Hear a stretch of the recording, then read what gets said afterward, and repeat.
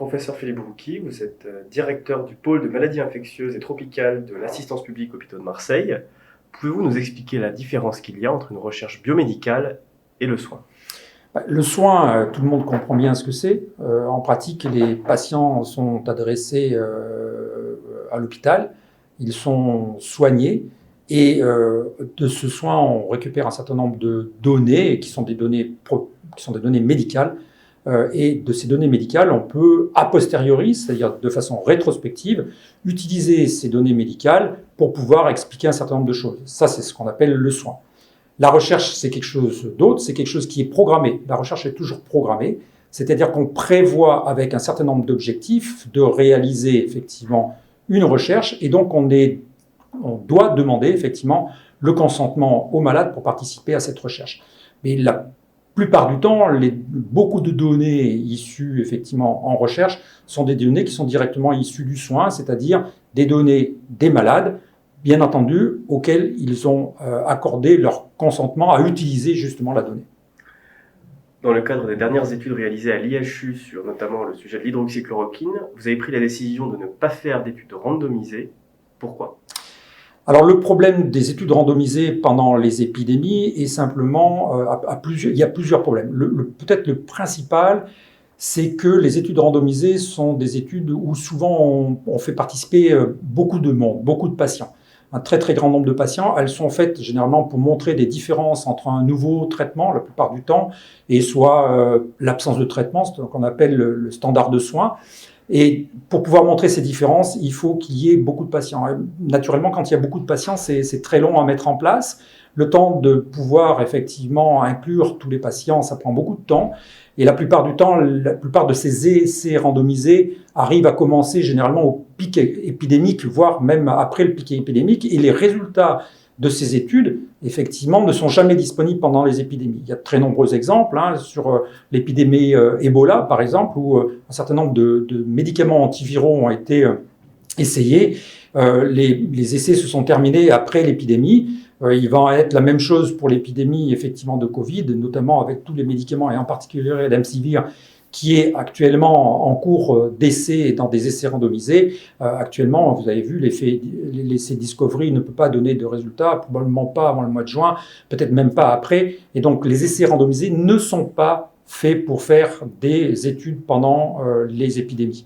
Il y a d'autres moyens de faire des études pendant les épidémies, effectivement des recherches observationnelles, qu'elles soient comparatives ou pas, qu'elles soient on va dire prospective et rentrant dans le cadre de la recherche, ou rétrospective, c'est-à-dire dont les données sont récupérées après le soin et là, rentrent dans le cadre du soin. Ça, ce sont des choses qui peuvent servir. Bien sûr, elles ont une qualité qui est moins bonne que les essais randomisés, encore que, mais ce sont les seuls moyens de pouvoir avoir des données, on va dire, pendant le temps du soin et de l'épidémie. Vous avez donc prescrit de l'hydroxychloroquine à des patients présentant le coronavirus, le SARS-CoV-2. Cette prescription n'est pas prévue dans le cadre de l'autorisation mise sur le marché de l'hydroxychloroquine.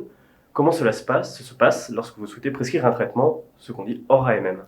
Alors cette prescription hors AMM est très bien encadrée. C'est un droit que le médecin a de prescrire des médicaments hors de l'indication de mise sur le marché. C'est une pratique très très fréquente. En gros, 15% des traitements actuellement donnés sont donnés hors AMM en France, donc c'est une pratique très très fréquente. Elle nécessite deux choses importantes. La première, c'est que le médecin puisse démontrer qu'il n'y a pas d'autre alternative à ce traitement hors AMM. C'était le cas avec l'hydroxychloroquine, puisque effectivement actuellement il n'y a pas de traitement qui soit démontré comme étant efficace en dehors de l'hydroxychloroquine. Donc c'était bien la seule solution que l'on pouvait proposer aux patients. La deuxième chose, c'est effectivement que le patient soit informé de ce caractère, on va dire, hors AMM de la prescription, simplement en lui disant que c'est un traitement qui va lui être donné effectivement spécifiquement pour traiter cette maladie et que ce n'est pas la recommandation, ce médicament n'est pas donné dans le cadre de son AMM. Donc c'est une information qu'il faut donner aux patients. C'est les deux seules choses qui cadrent effectivement la prescription hors AMM. Bien entendu, nous, quand on a prescrit hors AMM, on a informé tous les patients que ce traitement était fait pour traiter, bien entendu, le Covid et non pas, effectivement, dans le cadre d'une polyarthrite rhumatoïde ou autres diagnostics qui, effectivement, régissent ces AMM. Pour conclure, quelles ont été pour vous, à l'IHU, les priorités quant à la prise en charge des patients et quant au travail contre l'épidémie du coronavirus? Alors, ce qui est un peu paradoxal, peut-être, pour les gens qui nous écoutent, c'est que l'IHU a été construit comme un hôpital de recherche, mais un hôpital de recherche où l'on fait du soin. Et dans le cadre des épidémies, la priorité, elle va aux soins, elle va au dépistage, elle va aux soins. La recherche ne vient qu'après. Et d'abord, donc, au moment de la gestion d'une épidémie, ce qui est important, c'est d'abord de dépister, et puis c'est d'isoler, et puis c'est de soigner. Et puis que l'on collecte de la donnée des gens soignés pour pouvoir faire avancer les questions de recherche, c'est une autre question, et c'est ce qui a été fait à l'IHU. Merci.